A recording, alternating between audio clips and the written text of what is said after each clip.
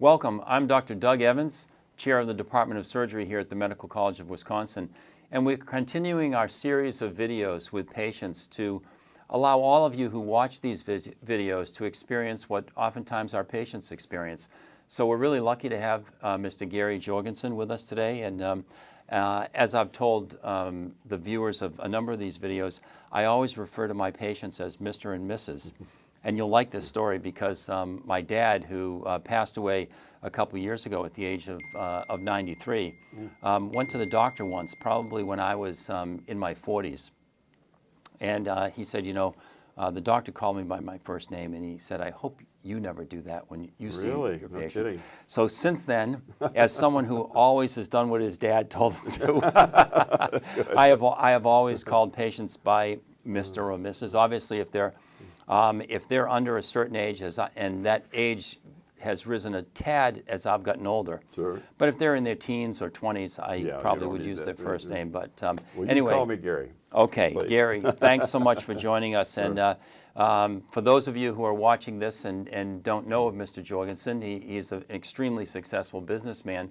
But why he's here today is because he also recently developed medullary thyroid cancer, which is a fairly uncommon cause of thyroid cancer. In his case, it was not inherited. It was a sporadic form of medullary thyroid cancer. But second to anaplastic thyroid cancer, it can be one of the more aggressive cancers. In his case, we're very hopeful that you're completely cured.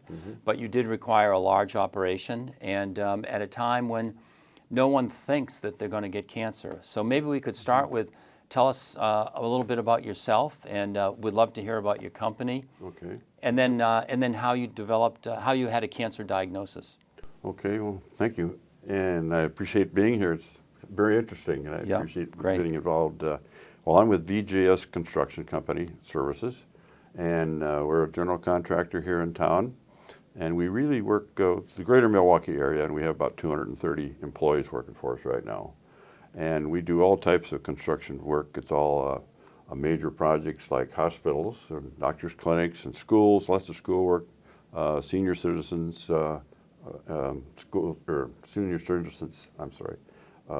facilities, homes, thank you, that's the word. And airplane hangars, and you name it, and we've done it. I think our most interesting project was when we built the elephant building at the Milwaukee Public Zoo. Oh, that's right. You told me that. Yeah. That was kind of fun. That was completely different. But wow. So really a lot of rebar and concrete and all that stuff, right? Absolutely. Yeah. We're all heavy concrete. We're starting a 33-story building downtown that's all concrete framed and so forth. And it's going to be coming very shortly. And how did you get into this? Actually, my grandfather started the business in Iowa in 1914.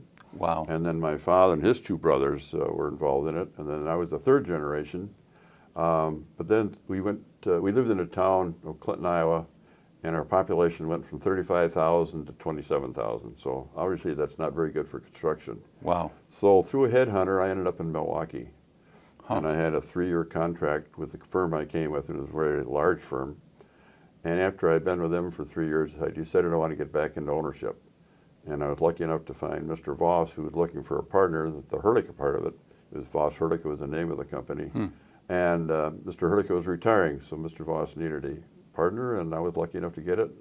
And we had 20 employees at that time, and now we built it up to 230. Wow. And my 2 sons are the head of the company, but I also have 3 grandchildren in the business now, too. So oh, wow, isn't that great? We're really growing and just doing it's a fun time. And I know one of your sons just got misguided all through life and ended up a physician, right? Well, isn't Scott a doctor? He is a doctor, but he knew all along that he wanted to be a doctor. Oh, okay. I think about age 8, and he decided that. We had him working construction every summer, make money to go to school. Absolutely.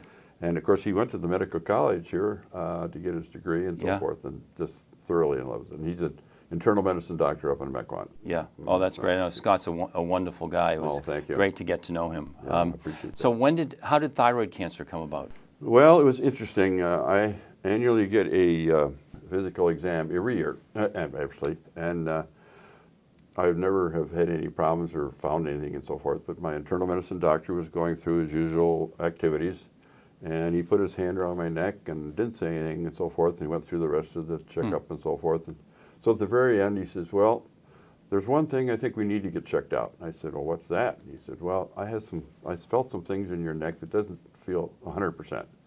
So I think you need to get an ultrasound on that and see if there's anything going wrong. Yeah, good for him. I mean, yeah, what an astute finding. Yeah, right? That's what I've been told by several doctors. They said it's very unusual. And I had no idea I had anything wrong with me.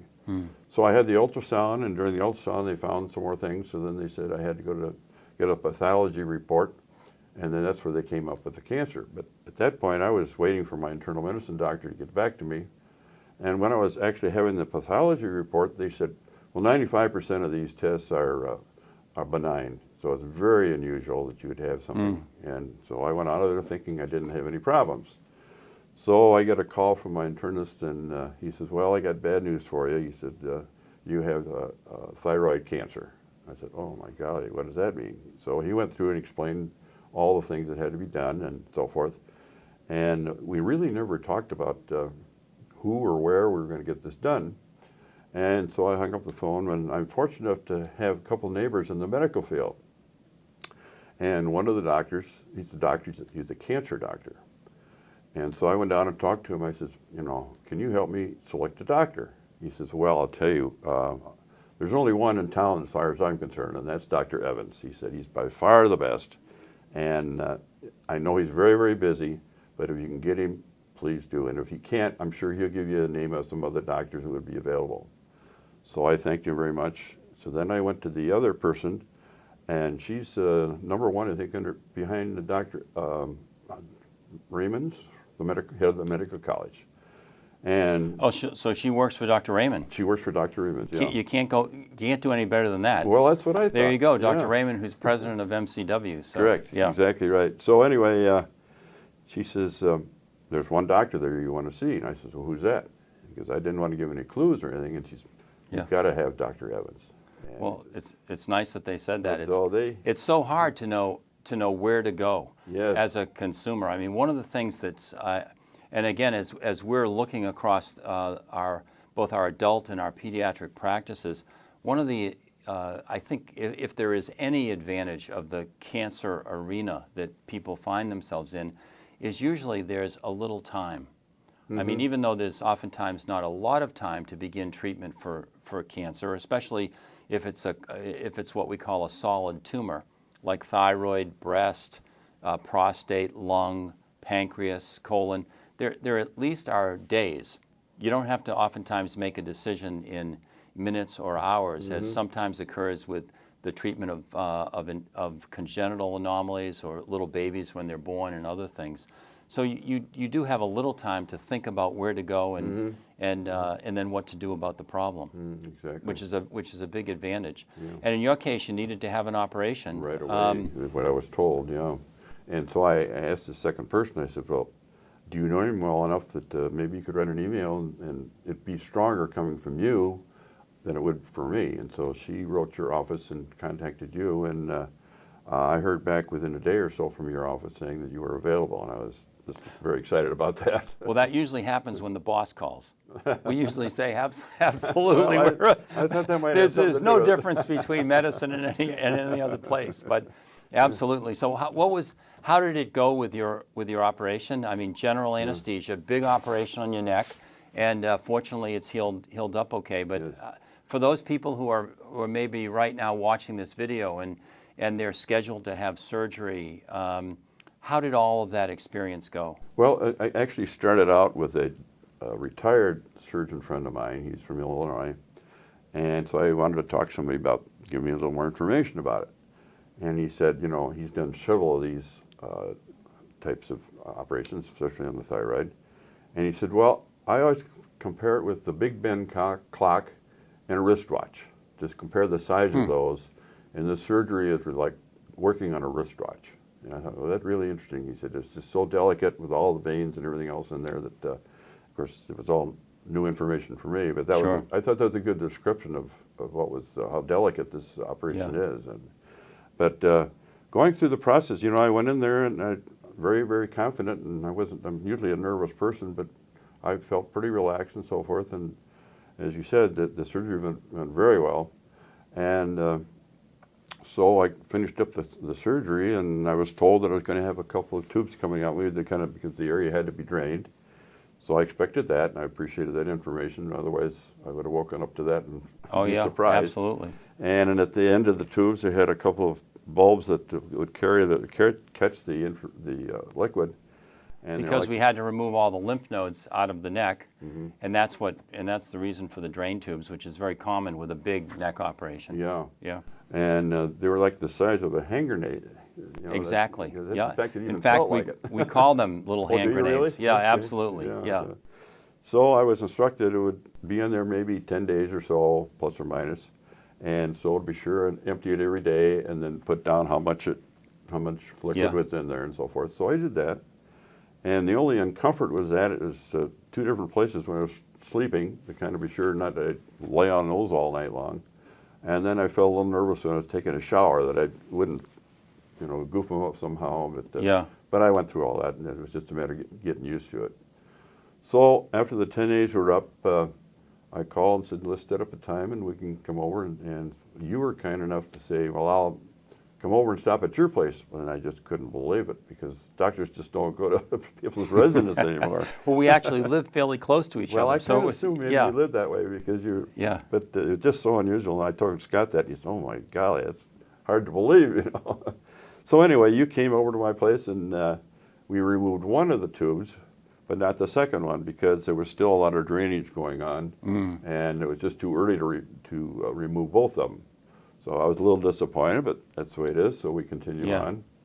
And I asked how long it'd be, and he said, well, let's allow another 10 days or so, and we'll check it up. So we did, and I came over to your office at that time and had it taken out. And the only problem, I wouldn't call it a problem, the only difference I had in my neck was it was stiff and a little sore throat maybe the first day or so, but that went away very quickly. Yeah. And but I moved my head around. I can still feel just a little bit, but it's basically gone. And they suggested even going to see a physical therapist, and I said, I don't think that's necessary. I've spent a lot of time on physical therapists with a lot of other things, and so I said I'll take care of it. So, and I don't sleep very well, so every night I'm usually sitting in my chair about 2 o'clock, and so I'm doing exercises. Oh, that's night, great. And I think that really helped. And but we have you. Last couple questions. We have you in reasonably good shape to go to Florida this winter, and did everything survive the hurricane in Florida? Are you going to be able to go down there? Well, actually, we're going Sunday, and everything did not end up very well. I live in a 9-story building, and I'm in charge of the building, unfortunately. But we had 8 feet of water on the first floor. We're right next to the water. Wow. We had 8 feet of water, plus in the garage, of course, where my car was, and that was covered completely. But everything on the first floor was washed out except for the structural area. And so we got to go down and rebuild that. There are some masonry walls up that we got to work around. But we did get the elevator working so we can get up to our units. One of the doors on that is kind of interesting. We had a great big refrigerator in our area that we had parties and so forth, and it went right through the wall and around the corner, came back and right through the elevator door. We have 2 elevators. It was that strong, and then it ended up in the elevator pit. But the building itself structurally survived. Yeah, right. So that's amazing. Yeah, it really is. Yeah, but the pressure. We had 4 feet of sand on the ground all the way around from the beach. Wow. We had to get rid of it. It's just unbelievable. So you're going to go down and try to get things back in shape. When do you think things will be back in order? How long will it take? The biggest problem is finding contractors and material, but along with that, getting drawings and permits before we can even start construction. And we're going through that now, and I'm going to meet with some architects and so on. And if there's anyone who knows how to do all that, it's you. Well, I've had the most experience in the building, so I get many calls every day and just say, well, this is what we're doing. Is that the right way to do it? So, but it works fine, and we'll get through it. Nobody got hurt. That was the thing. So that's great. Yeah. Well, Mr. Gary Jorgensen, thank you so much for joining us today. Gary was going along enjoying life, as you would imagine, and has dealt with a fairly significant cancer diagnosis really just beautifully. And I think for those of you who are also dealing with this, I think you'll find his story uplifting, inspirational, and hopefully will provide you the support that's needed to get through your treatment. So, Gary, thanks so much. Oh, very much. Good luck. Good to see you again. Good to see you, Yeah, and good luck. Good luck with Florida. Thank you.